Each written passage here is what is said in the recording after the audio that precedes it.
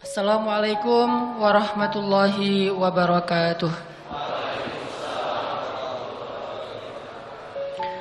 Alhamdulillahirabbil alamin.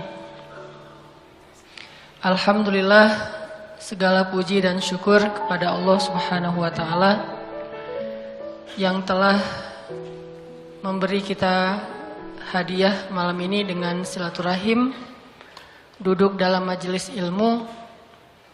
Mudah-mudahan kita semua di sini termasuk di antara hamba-hamba Allah yang diridhoi Allah. Malam ini kita bahas apa? Istighfar. Pertama-tama makasih banyak buat teman-teman semuanya yang udah mengisi kuis untuk judul-judul yang lucu-lucu. Ada yang sampai ngisi tahu gelap gitu ya. Padahal kan disuruh isi satu kata ya. Tahu gelap itu teh 3 kata. Tahu dan gelap. Tapi alhamdulillah luar biasa.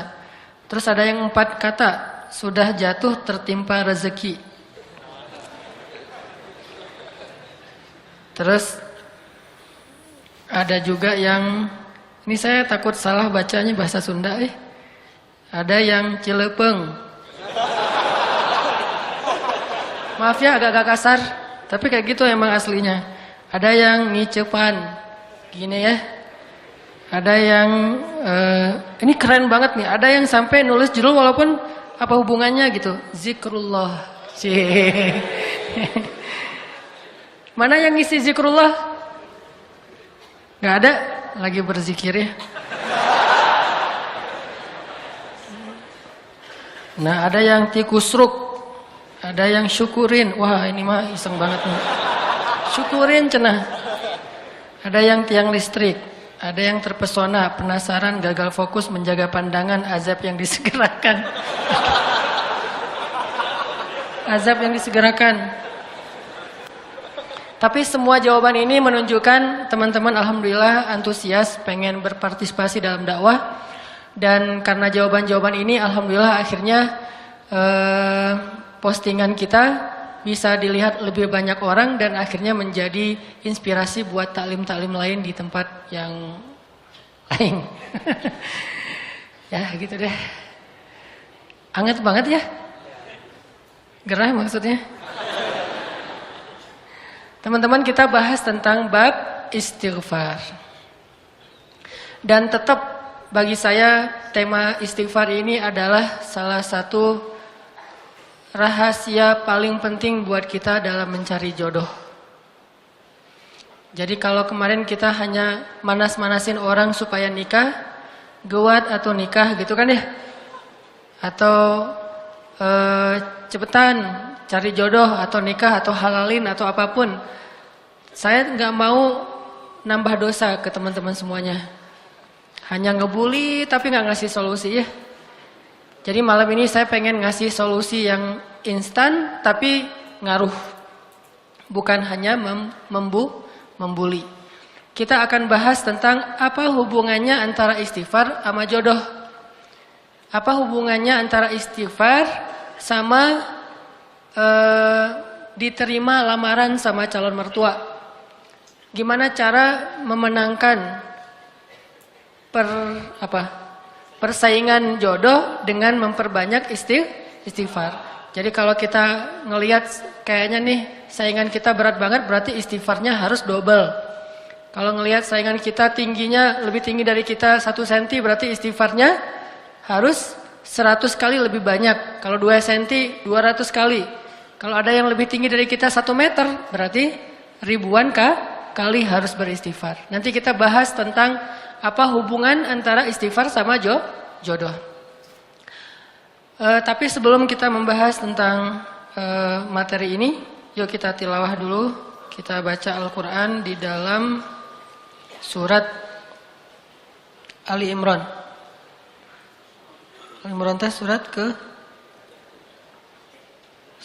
Ali Imran ayat 133. Surat Ali Imran ayat 133.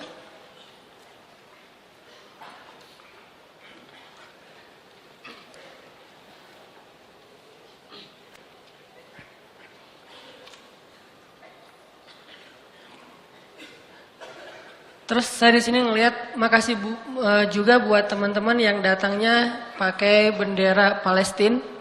Ini ada beberapa yang bawa bendera Palestina. Cuman kalau ini Palestina? Palestina ya? Cuma kebalik ya. Kalau Palestina itu hitamnya di atas, hijaunya di bawah. Kalau yang hitamnya di bawah, hijaunya di atas itu bendera Dubai. Bendera Emirat. Jadi nanti mungkin bisa dicek lagi. Makasih banyak.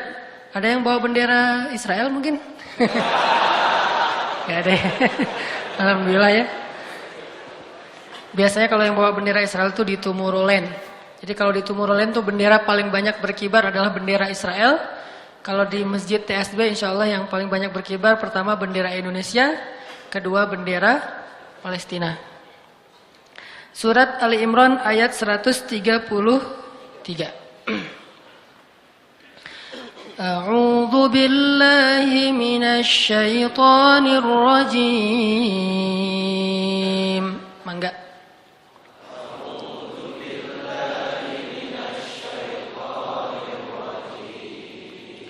Bismillahirrahmanirrahim.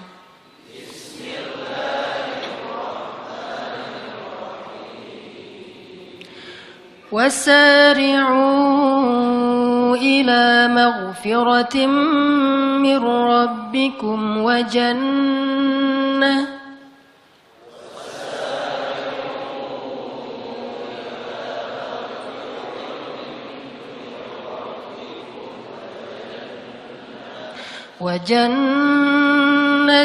عرضها السماوات والأرض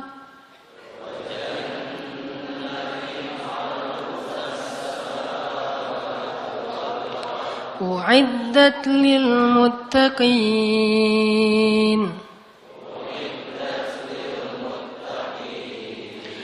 الذين ينفقون في السراء والضراء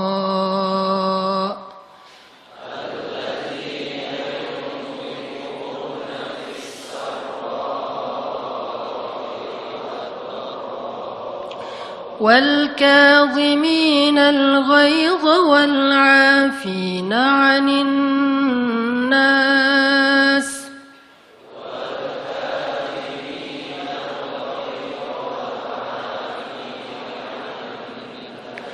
والله يحب المحسنين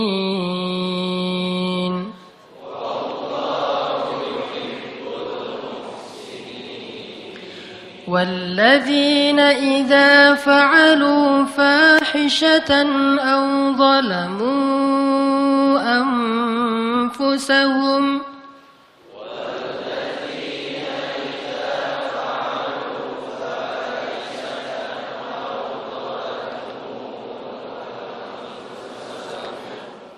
أو ظلموا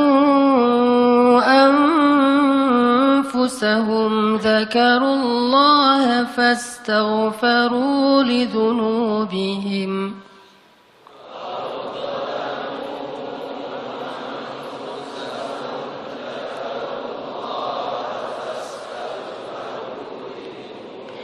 ومن يغفر الذنوب إلا الله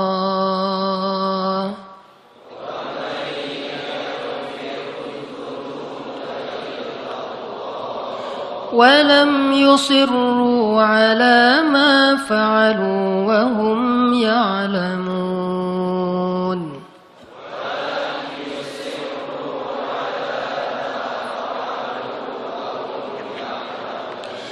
أولئك جزاؤهم مغفرة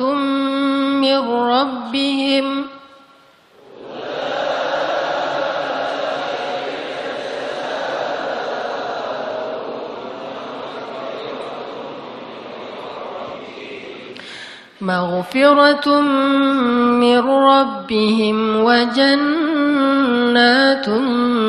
تجري من تحتها الأنهار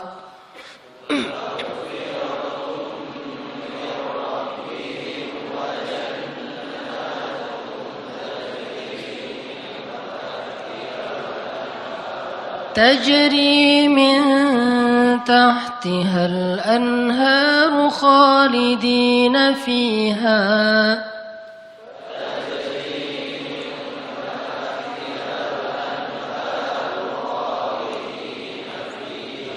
ونعم أجر العاملين.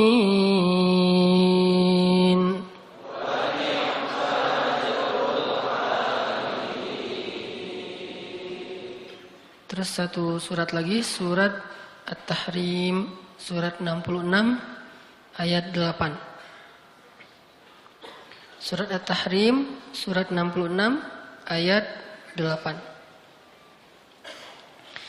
Bismillahirrahmanirrahim.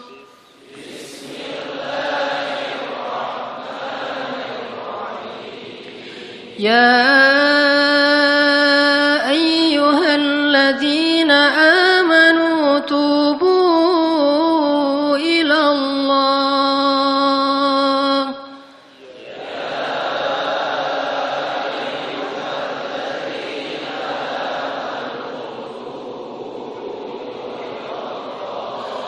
Tubu ila Allah taubatan nasuha.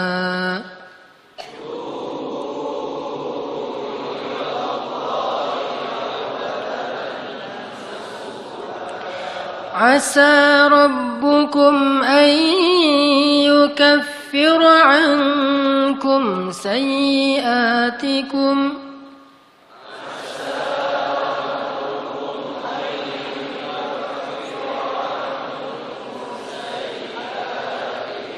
wa yudkhilakum jannatin tajri min tahtiha al-anhar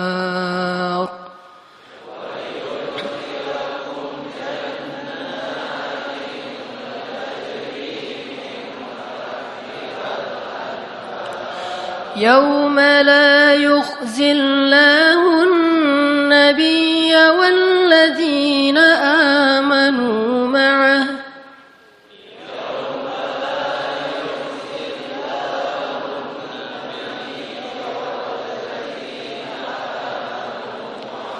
nuruhum yas'a baina aydihim wa biaymanihim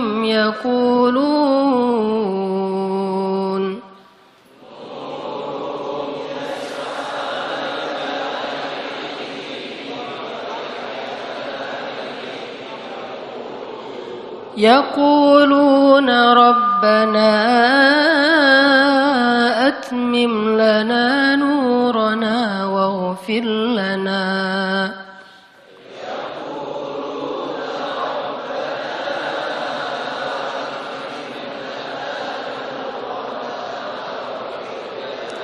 innaka ala kulli syai'in qadir.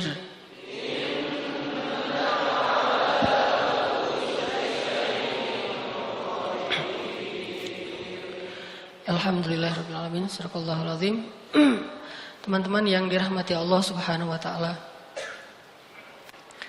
Salah satu ucapan hamba yang paling disukai oleh Allah Subhanahu wa taala itu adalah istighfar.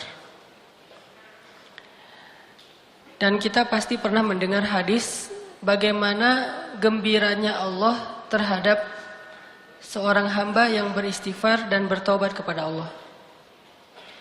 Lebih daripada gembiranya seorang laki-laki yang dia sedang berada di tengah padang pasir, lalu setelah lelah berjalan dengan mengendarai onta, tiba-tiba dia istirahat dan tidur. Pada saat dia tidur, ternyata ontanya pergi. Sehingga ketika dia bangun, dia kehilangan onta dan semua bekal yang dia bawa di atas onta itu. Dia kehilangan ontanya, dia kehilangan air, dia kehilangan pakaian, dia kehilangan makanan, hilang semuanya.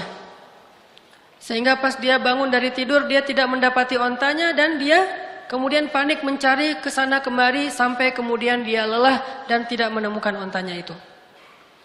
Saat dia sudah lelah, lalu dia berputus asa, sampai akhirnya dia tertidur kembali, saking lelahnya, seharian dia nyari ontanya, lalu dia tertidur lagi tuh.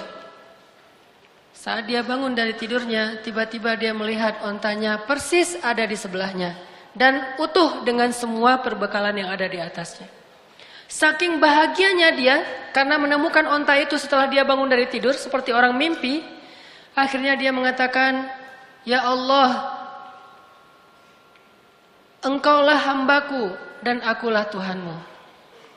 Saking bahagianya dia salah mengucap sampai mengatakan, "Allah, Engkaulah hambaku dan aku Tuhanmu." Kebalik, saking bahagianya dia menemukan onta tersebut. Ini nunjukin gimana orang bahagia banget sampai salah ngomong gitu. Kalau kita mungkin saking bahagianya diterima oleh seorang pernah gak sih kayak gitu? Gak pernah menduga sama sekali tuh cewek mau sama kita. Wah, itu luar biasa. Kalau udah menduga dia pasti mau sama gua gitu ya. Itu biasa kan ya? Pernah gak kayak gitu? Kepedeannya. Ada cewek kalau itu sih kayaknya mau banget tuh sama gua tuh pasti. Neng, Kang gitu. Langsung dia berbunga-bunga. Salah, maaf, bukan kamu maksudnya gitu. Ini orang iseng ya. Tapi ada cewek yang kita tuh kayaknya nggak bakalan bisa, nggak bakalan mungkin jadi suami dia, nggak mungkin dia mau mencintai kita, nggak mungkin dia mau memberikan hatinya kepada kita. Tiba-tiba entah gimana ceritanya, mimpi apa kita semalam, tiba-tiba pas besoknya dia ternyata mau menerima atau membaca nge-read WA kita. Salam, biru, 2 contreng gitu. Wes, ternyata dibaca gitu ya. Karena dia pikir bapaknya mau ngirim duit. Salam aja, dibaca read, salam juga. Langsung kan bingung sendiri, lagi nyetir naik motor jatuh, lagi main skate ketabrak tiang. Kenapa bisa kayak gitu? Tabrak tiang, jatuh dari motor, masuk ke dalam parit, atau lagi makan mie bakso tumpah, atau apapun lah reaksi-reaksi orang yang saking bahagianya terhadap suatu berita. Sesungguhnya Allah lebih bahagia lagi kepada seorang hamba yang beristighfar dari bahagianya seorang laki-laki yang lamarannya diterima oleh perempuan yang sangat dia dambakan. Cuman kalau nggak bisa ngebayangin, maaf ya. Kalau saya bisa sih ngebayangin. Soalnya orang yang saya nikahi itu dambaan saya banget. Soalnya orangnya nggak ada di sini. Maksudnya kebalik, ada orangnya. Saking bahagianya itu teman-teman yang tadi lagi makan bakso bareng, gua traktirin kalian semuanya. Utang ya, bayarnya besok gitu. Jadi mereka tetap bayar sendiri, cuman kita kredit. Suatu saat akan kita bayarin. Saking bahagianya, semuanya ditraktirin, hidupnya jadi kayaknya dia paling bahagia di muka bumi. Lari-lari di tengah kerumunan orang ramai yang crowded gitu, kayak di Orchard di tengah Singapura gitu, atau di Korea teriak-teriak, orang pada heran, kenapa? Ternyata yes gitu ya, kayak filmnya Will Smith yang tentang kebahagiaan yang dia baru diterima kerjaan di sebuah perusahaan asuransi. Saking dia bahagianya tuh dia teriak-teriak di trotoar, di jalan-jalan. Kenapa? Saking bahagianya. Apapun bentuk kesenangan dan kebahagiaan yang diekspresikan oleh siapapun di muka bumi, sesungguhnya Allah lebih bahagia dan lebih senang lagi terhadap hambanya yang beristighfar. Coba, kurang baik apa Allah sama kita? Apa untungnya Allah bagi Allah kalau kita istighfar? Gak ada untungnya sama sekali. Kalau kita diterima cinta kita, itu untungnya gede banget kan? Itu yang kita harap-harapin gitu. Hampir aja main dukun. Coba kalau ditolak, pasti udah main dukun. Untung diterima. Allah lebih senang lagi daripada. Jadi kalau teman-teman ngebayangin ada seseorang yang lagi happy banget, lagi excited banget terhadap sesuatu, Allah lebih excited lagi terhadap hambanya yang beristighfar. Jadi kalau pengen buat Allah tersenyum, istighfar. Astagfirullahaladzim. Allah senyumnya. Istighfar, Allah pasti senyum. Begitu kita istighfar, Allah ketawa. Dan itu memang kayak gitu hadisnya. Ketika Nabi membaca doa safar, kemudian Nabi di akhir mengucapkan kalimat istighfar, lalu Nabi menutup dengan kalimat faman yaghfirudz dzunuba illa anta. Siapa yang akan mengampuni dosa selain Engkau ya Allah? Lalu Nabi tertawa. Ali bin Abi Thalib bertanya, "Ya Rasulullah, ma yudhikuk?" Kenapa engkau tertawa ya Rasulullah? Aku tertawa karena Allah tertawa. Kenapa Allah tertawa? Allah senang kepada orang yang beristighfar. Nabi aja bilang Allah tuh tertawa loh kalau kita istighfar. Jadi bukan Allah tuh nggak pendendam kayak kita. Allah itu membalas sesuai dengan amal. Kalau kita nggak istighfar baru dibalas. Tapi begitu kita istighfar, Allah lupain semua dosa kita. Seolah-olah kita nggak pernah ngecewain Allah sama sekali. Allah hilangkan semua catatan kita. Kita datang pada Allah, Rabbi astaghfiruka wa atubu ilaik. Hambaku langsung dipeluk sama Allah seolah-olah. Nggak ada, lu kan kemarin gitu. Enak aja lo istighfar sama gue. Nggak ada Allah kayak gitu-gituan. Itu mah kita, ada teman kita salah datang ke kita kan. Apalagi salahnya nikung kan ya. Wah itu mah. Kalau salahnya nikung kayaknya tidak ada maaf bagimu. Apalagi salahnya pakai kartu undangan. Kita ketemuan yuk.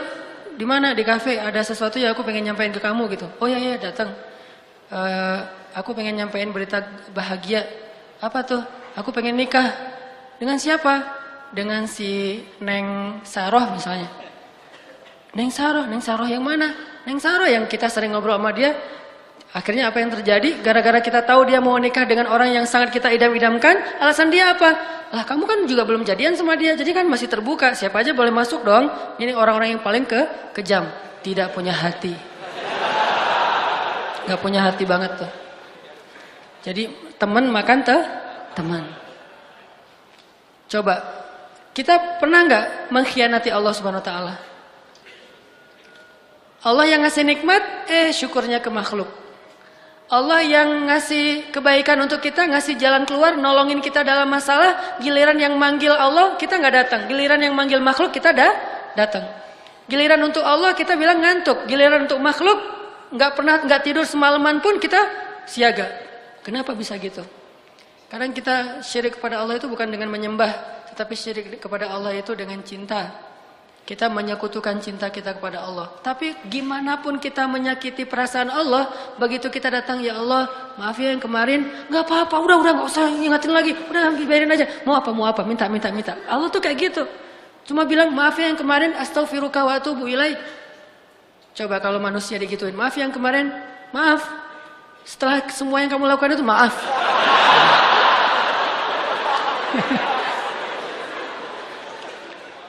Ini bakat acting yang belum tersalurkan.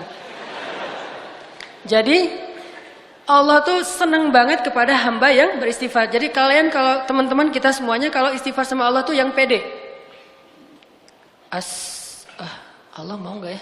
Gak enak kamu aja deh yang istighfarin buat gua. Ya Allah istighfar buat dia. Gitu. Kan nggak perlu gitu kan? Ini karena kita nggak pede. Saya nggak enak maju sama Allah. Kamu aja yang soft pertama, saya mah paling belakang. Kenapa? Soalnya saya banyak dosa. Nggak mau ntar Allah ngelihat ke saya, tetap gimana? Saya mau jawab apa? Nggak perlu. Karena kalau kita datang kepada Allah, pede aja karena Allah Maha Ghaffar, Ghafur.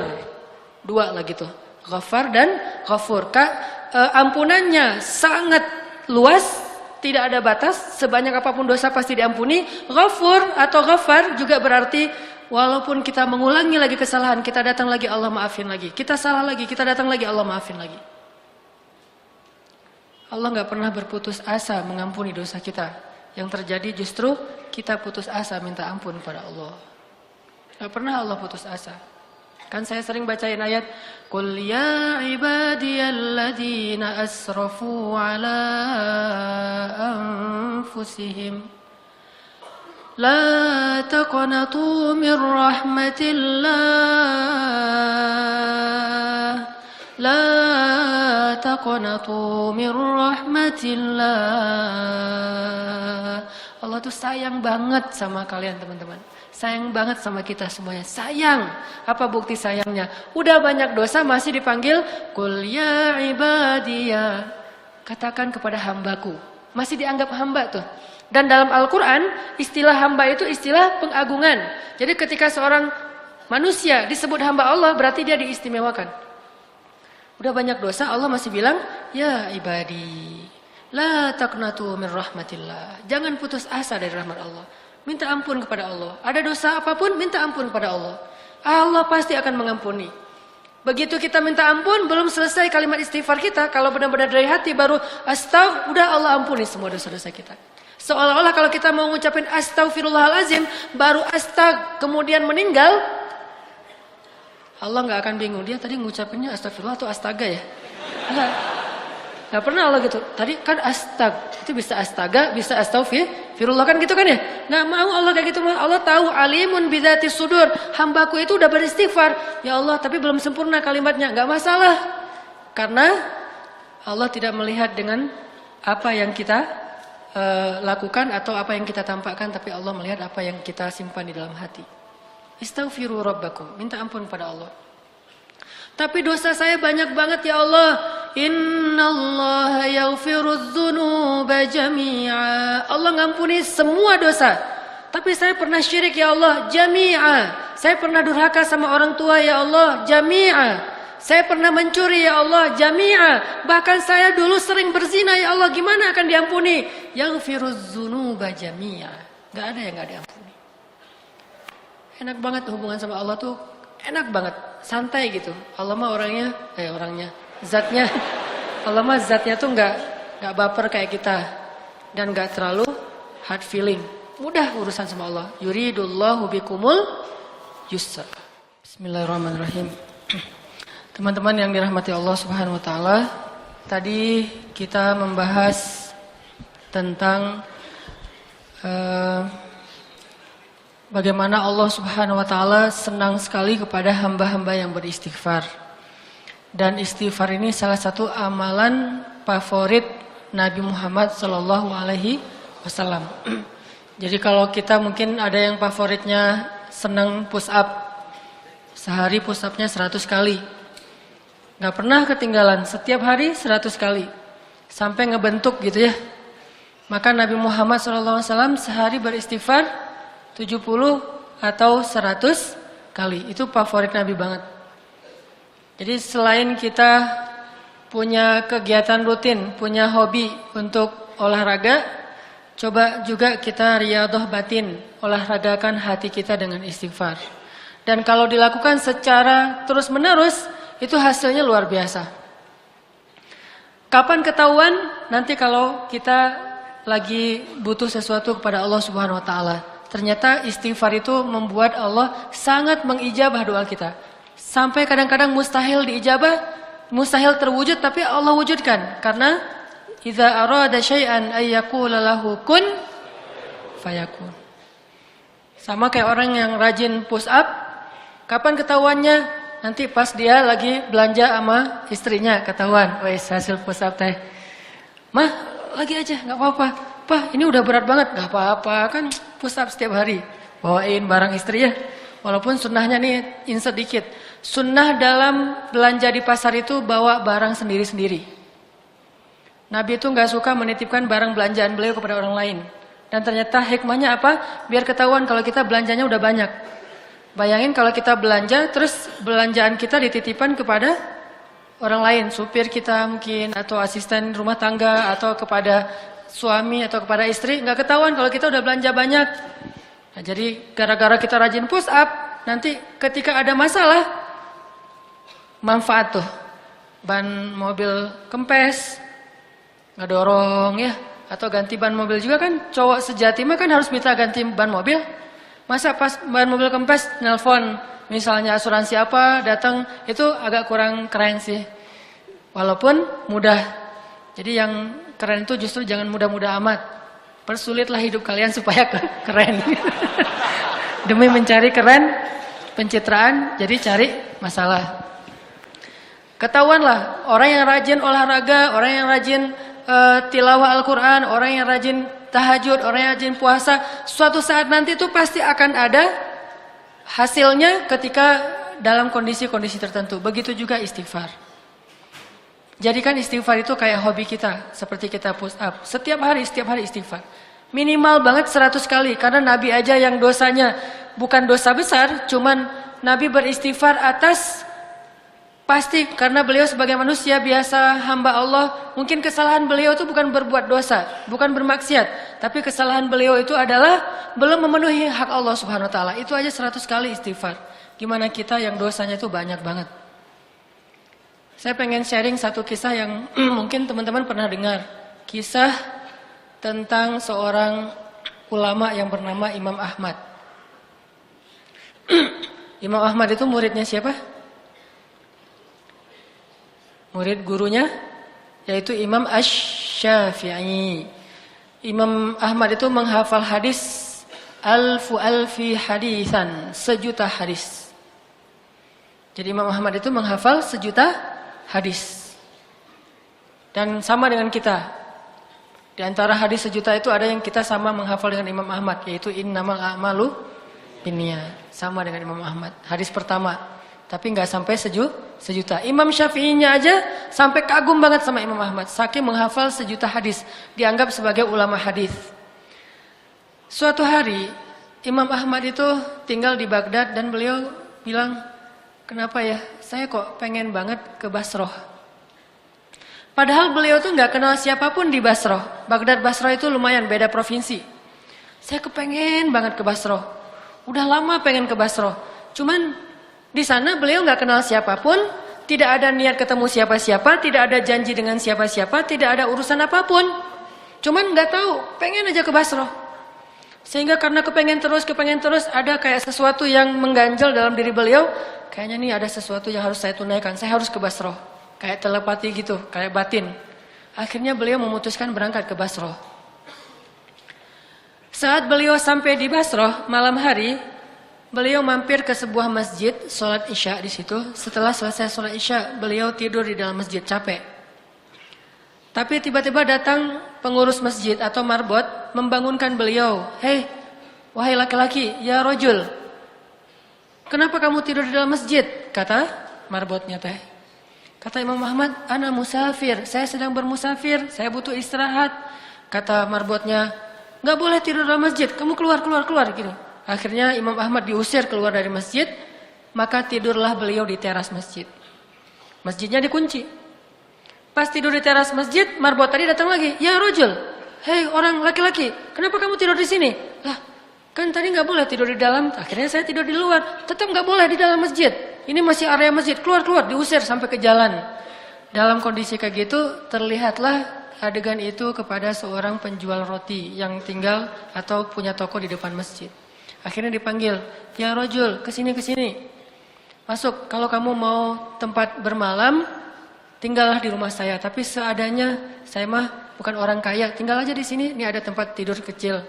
Kata Imam Ahmad, baik, jazakallahu khair. Kalau boleh saya bermalam 1 malam, karena saya musafir. Tinggal di situ.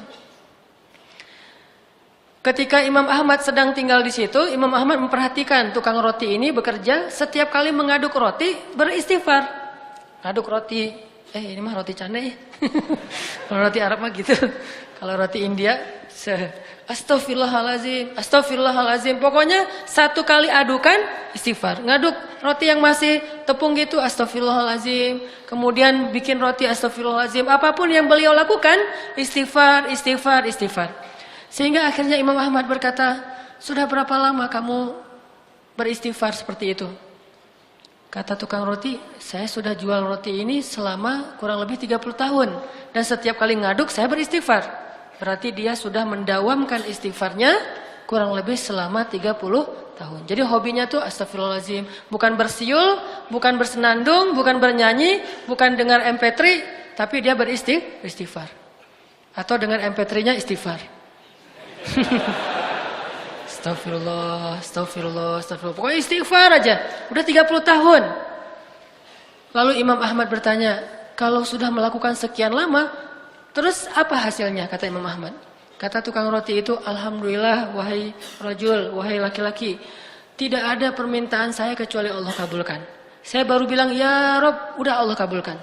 Baru bilang ya Rob, sudah Allah kabulkan. Setiap saya minta apapun, Allah kabulkan. Alhamdulillah, ini berkah dari istighfar. Karena saya yakin, kata dia, Nabi bersabda, tidaklah seseorang mulazamah atau iltizam, dia selalu beristighfar, dawam dengan istighfar, kecuali Allah Subhanahu wa taala akan memberikan jalan keluar dari setiap masalah dan mengabulkan doa-doanya dan memberikan rezeki yang tidak pernah terduga-duga. Kata laki-laki tadi, penjual roti, cuma satu permintaan saya yang belum dikabulkan. Imam Ahmad bertanya, apa itu? Saya pernah berdoa, ya Allah, saya kagum sama Imam Ahmad bin Hambal. Saya ingin bertemu dengan beliau. Kabulkanlah ya Allah. Langsung Imam Ahmad bertakbir, Allahu Akbar. Ternyata ini nih masalahnya. Kenapa saya kok nggak enak hati selama di Baghdad? Akhirnya saya jadi kepengen ke Basrah. Itu gara-gara istighfar laki-laki penjual roti. Istighfar dialah yang membuat Imam Ahmad jadi datang ke Basrah dan bertemu dengan laki-laki tersebut. Coba bayangin. Jadi dawamkan istighfar. Pengen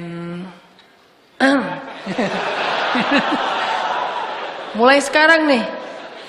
Selama berapa? 30 tahun. Gak apa-apa, 30 tahun. Nanti sekarang usia teman-teman berapa rata-rata? 40? 20 ya? 20 berarti 30 tahun lagi 50 tahun. Ya Allah, bidadari. Kita bayangin, astagfirullahaladzim, astagfirullahaladzim, astagfirullahaladzim. Setelah 30 tahun, datang. Bersabarlah selama 30 tahun. Makanya tadi saya bilang hubungan istighfar dengan jodoh. Kalau kita ngerasa sulit untuk mendapatkan orang yang kita harapkan, yang kita idam-idamkan dalam hidup kita menjadi permaisuri, jadi bidadari kita, atau jadi imam kita, banyak-banyak istighfar. Mau punya istri yang cantik, bening, putih, rambutnya ikal, gak usah malu-malu. Mau kan ya? Gak mau ya? Atau udah punya?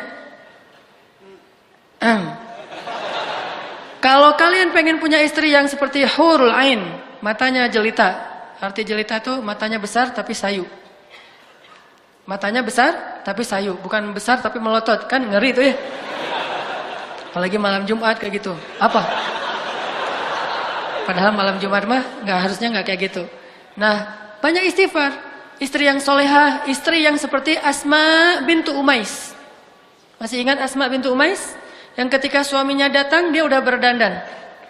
Lalu ketika suaminya masuk ke dalam rumah, dia ganti pakaian suaminya. Dia bukakan baju suaminya, baju dingin, kemudian baju apa?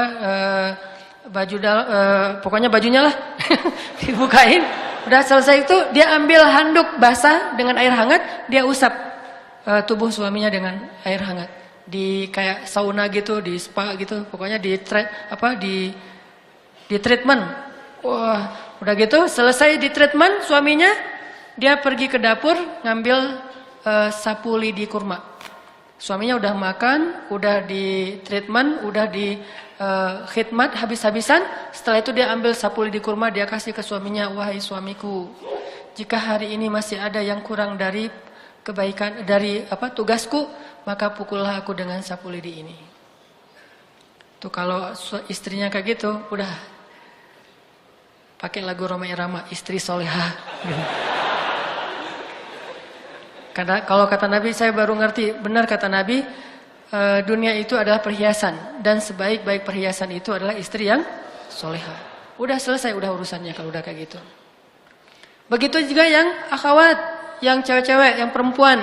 Kalau kalian ingin imamnya soleh seperti Abu Salamah, kok Abu Salamah sih tadi Asma bintu Umais? Abu Salamah itu cowok di antara para sahabat yang diidolakan banget oleh istrinya. Bahkan sampai kemudian mendapatkan setelah Abu Salamah wafat, sampai Ummu Salamah bingung siapa lagi yang bisa mendampingi Ummu Salamah karena tidak ada lagi laki-laki yang setara dengan Abu Salamah. Ya Allah, beri saya ganti yang lebih baik daripadanya. Kan itu doa yang diajarkan Nabi ya. Wa khluf li khairan minha. Tapi siapa yang lebih baik daripada Abu Salamah? Abu Bakar? Enggak. Tidak ada menurut Ummu Salamah laki-laki yang lebih baik daripada Abu Salamah. Mau punya suami yang ideal, Ibrahim, Ismail. Suami yang ideal secara fisik mungkin Zain Malik, Zain Ataki.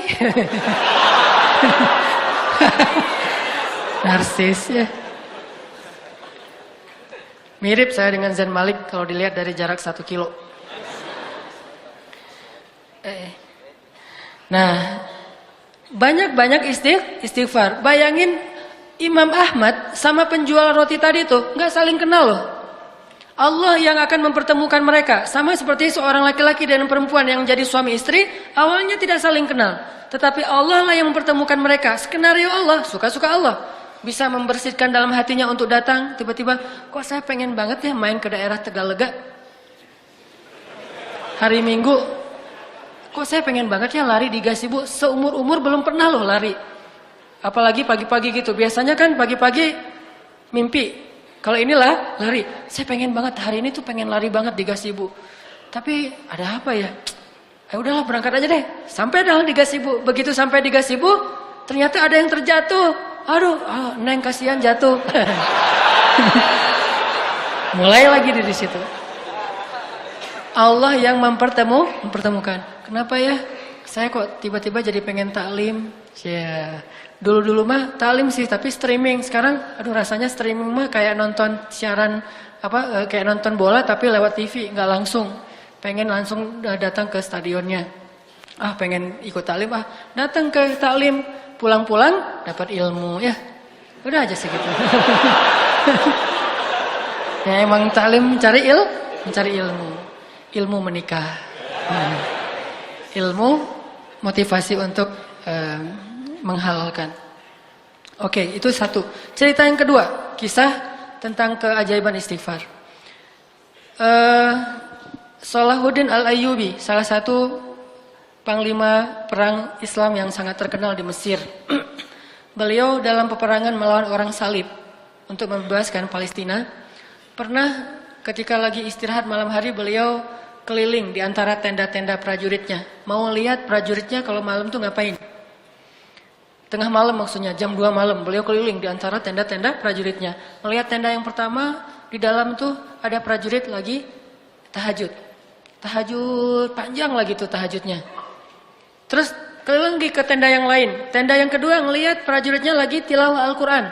Masya Allah, ini prajurit tilawah Al-Quran. Duduk sambil baca Alif Lam Mim Dzalikal Kitabul La Raiba Fiih. Tilawah Al-Quran.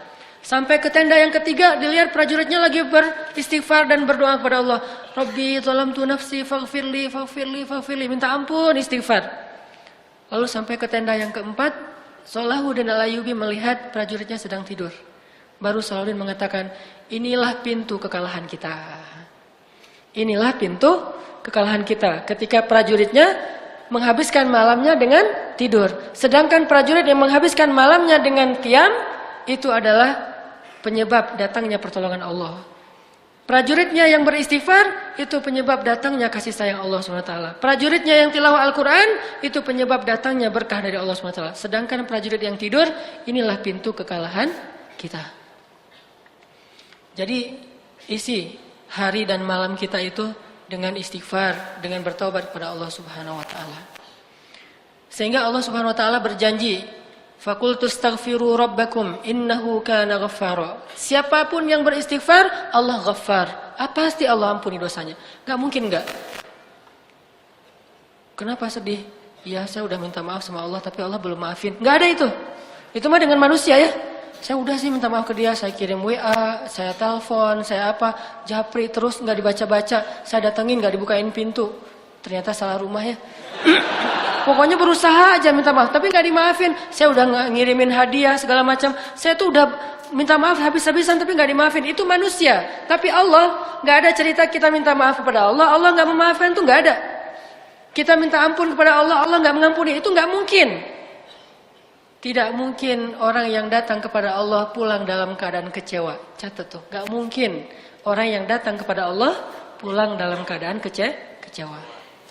Maka wasari'u ila maghfiratin min rabbikum. Segeralah datang kepada Tuhan kalian. Infiru, berlarilah kepada Allah Subhanahu wa taala. Sabiqu, berlomba-lombalah kepada Allah Subhanahu wa taala. Istighfar dan dawamkan itu. Mudah-mudahan dengan kita mendawamkan istighfar sekian lama, suatu saat begitu kita angkat tangan, Rabbi, Allah langsung kabulkan. Belum minta ya Allah. Alhamdulillah juga sih. Ya udah enggak apa-apa deh. Gitu. Allah udah tahu. Nabi Muhammad kan belum ngomong apa-apa, Allah udah kabulin. Nabi Muhammad setiap sore gini doang. Pergi aja. Besok sore gitu lagi. Pergi lagi. Nggak pernah ngomong apapun. Cuman ngelihat ke langit. Tiba-tiba qad nara taqalluba wajhika fis sama falanuwalliyannaka qiblatan tardaha. Aku udah tahu kamu setiap hari ngelihat ke langit. Udah deh, ganti aja kiblatnya ke arah yang kamu sukai wahai Muhammad. Coba bayangin. Gara-gara Nabi sering istighfar, cuman ngelihat ke langit doang. Sehingga kalau misalnya kita malu meminta dengan lisan, nggak enak, mau minta itu, ya udah. Pasang muka paling melas sedunia. Ya. Tapi hati kita membatin. Kan Allah alimun bidzati sudur. Hal apa yang kita nggak enak minta ke Allah? Kadang-kadang kita mau minta sesuatu yang menurut kita agak kurang pantas. Kayak Nabi Ayub nggak enak meminta sembuh kepada Allah kan?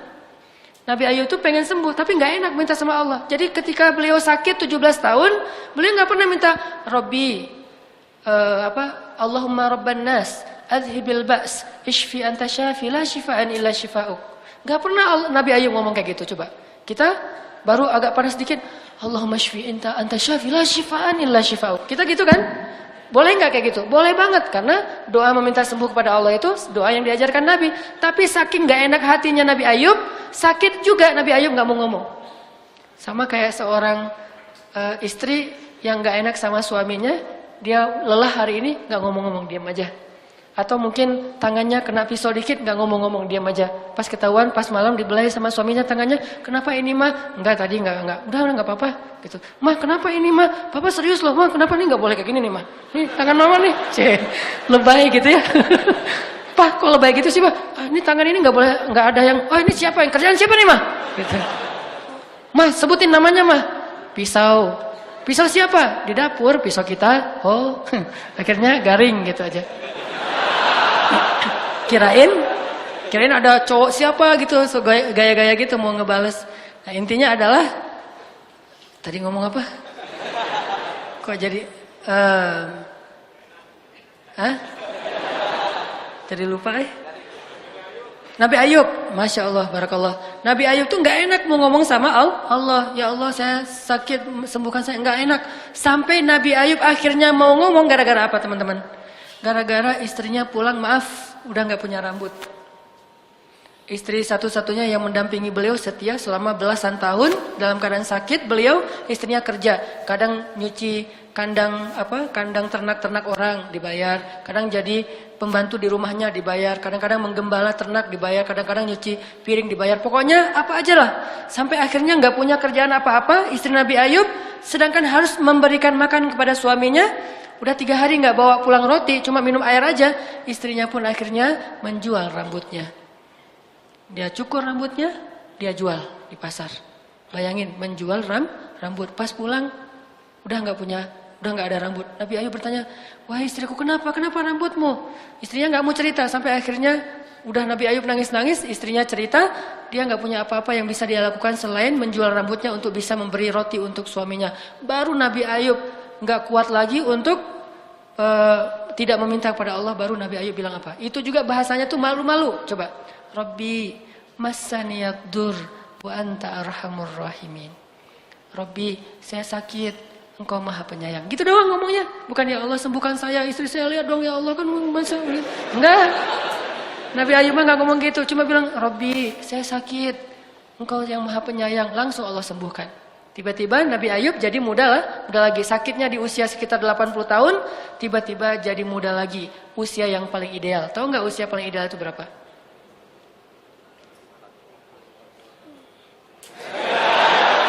Usia paling ideal itu usia 30 sampai 40 tahun. Kalau sebelum itu masih belum matang. Kalau di atas 40 tahun kematangan. Yang paling pas tuh 30 sampai 40, itulah usia penduduk surga antara 30 sampai 40 tahun. Akhirnya Nabi Ayub muda lagi. Begitu istrinya pulang, astagfirullahaladzim, kamu siapa? Saya Ayub. Enggak, kamu bukan Ayub. Emang sih mirip Ayub beberapa tahun yang lalu, tapi sekarang udah enggak, kata istrinya. Ayub sekarang udah jadi laki-laki yang udah tua, dia lumpuh. Tapi saya Ayub, suami kamu, dan Allah sudah menyembuhkan saya. Dia pergi ke kamar, ternyata Nabi Ayub nggak ada. Lalu Nabi Ayub menyebutkan kenangan-kenangan yang hanya mereka berdua yang tahu. Setelah Allah SWT, akhirnya dia percaya. Dulu kita pernah hujan-hujanan di bawah jembatan.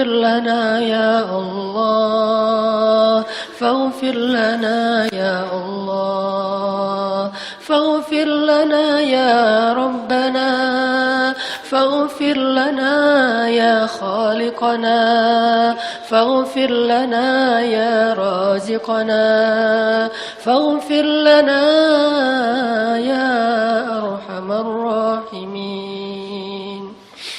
Ya Allah, ya Arhamar Rahimin, tidak ada seorang pun di antara hamba-hambamu kecuali mereka pernah berdosa kepadamu. Bahkan para nabimu pernah bersalah kepadamu. Adam pernah melakukan dosa di hadapanmu. Lalu ketika dia memohon ampunanmu, engkau pun mengampuninya, ya Allah. Nabi Nuh pernah berbuat dosa kepadamu. Lalu ketika dia memohon ampunanmu, engkau pun mengampuninya, ya Allah. Nabi Musa pun pernah berbuat salah. Lalu ketika dia memohon ampunanmu, engkau pun mengampuninya, ya Allah. Nabi Ibrahim pun pernah berbuat salah. Lalu ketika dia memohon ampunanmu, engkau pun mengampuninya, ya Allah. Bahkan Nabimu yang mulia, Nabi Muhammad SAW pernah berbuat kesalahan. Lalu ketika ia memohon ampunanmu, engkau mengampuninya, ya Allah. Kami yakin tak ada seorang pun yang meminta ampun kepadamu kecuali engkau pasti mengampuni dosanya, ya Allah. Dan engkau tidak peduli sebanyak apapun dosa orang itu, ya Allah. Karena sedikit pun dosanya tidak akan menyulitkanmu, ya Allah. Sebanyak apapun dosanya tidak akan merugikanmu, ya Allah. Sebanyak apapun dosanya tidak akan menyakitimu, ya Allah. Sebanyak apapun dosanya tidak akan menghinakanmu, ya Allah. Karena engkau maha mulia, karena engkau maha kaya, karena engkau maha perkasa, ya Allah. Tidak ada rugi bagimu dengan kemaksiatan dan dosa setiap hamba-hambamu, dan tidak untung pula bagimu ketaatan hamba-hambamu. Maka engkau tidak peduli berapapun banyak dosa kami, pasti engkau mengampuninya. Kami yakin itu, ya Allah. Engkaulah Ghaffar, engkaulah Ghafur, engkaulah Rahman, engkaulah Rahim, engkaulah Karim, engkaulah Rauf, engkaulah Hakim, ya Allah. Ampunkanlah dosa-dosa kami, ya Allah. Janganlah engkau binasakan kami dengan dosa-dosa kami, ya Allah. Ya Rabbana, jangan kau palingkan wajahmu dari kami karena dosa-dosa kami, ya Allah. Janganlah engkau mencabut kasih sayang dan rahmatmu dari kami karena dosa-dosa kami, ya Allah. Janganlah engkau jauhkan kami dari kebenaran dan kebaikan karena dosa-dosa kami, ya Allah. Janganlah engkau biarkan kami tersesat karena dosa-dosa kami, ya Allah. Janganlah engkau timpakan kepada kami musibah yang tidak mampu kami memikulnya karena dosa-dosa kami, ya Allah. Janganlah engkau cabut kasih sayang di antara suami istri kami karena dosa-dosa, ya Allah.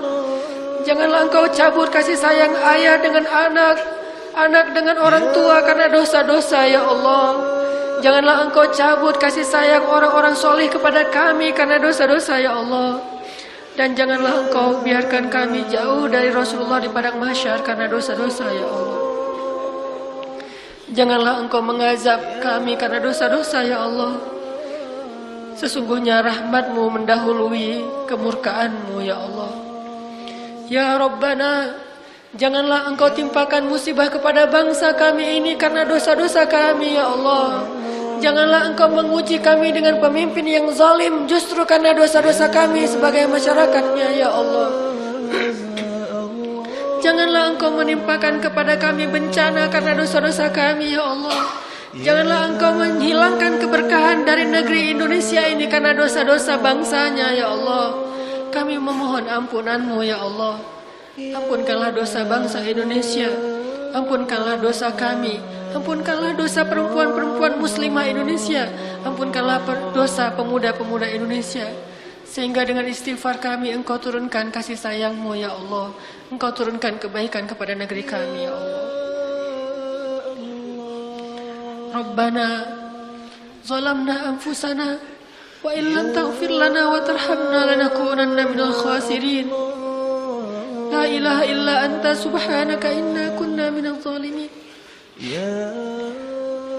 Sungguh kami tahu Nabimu Yunus alaihissalam pernah melakukan kesalahan di hadapan-Mu, lalu Engkau menimpakan kepadanya ujian, Engkau biarkan ia tenggelam di dalam lautan yang gelap. Di dalam lautan itu dia memohon ampunan-Mu, ya Rabbana. La ilaha illa anta subhanaka inni kuntu minaz zalimin. Maka bergetarlah arasy-Mu, Engkau ampunkan dosanya, lalu Engkau selamatkan dia dari musibah itu. Maka selamatkanlah kami dari segala musibah yang disebabkan oleh dosa-dosa kami, ya Allah. Selamatkan kami dengan ampunan dari sisi-Mu, ya Allah. Janganlah Engkau menghalangi kami dari kebaikan dunia dan akhirat, ya Allah, karena dosa-dosa kami di masa lalu, ya Allah. Janganlah Engkau tutup hati kami dengan dosa-dosa kami, ya Allah. Siapakah lagi yang bisa memberi petunjuk jika Engkau telah menutup hati seorang hamba-Mu, ya Allah.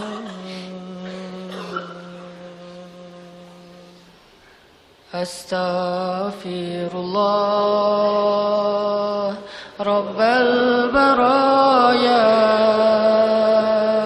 Astaghfirullah minal khataya. Astaghfirullah Rabbal baraya. Astaghfirullah minal khataya. Rabbana atina fid dunya hasanah wa fil akhirati hasanah wa qina adzabannar. Amin ya rabbal alamin. Subhanakallahumma wa bihamdika asyhadu an la ilaha illa anta astaghfiruka wa atubu ilaik. Assalamualaikum warahmatullahi wabarakatuh.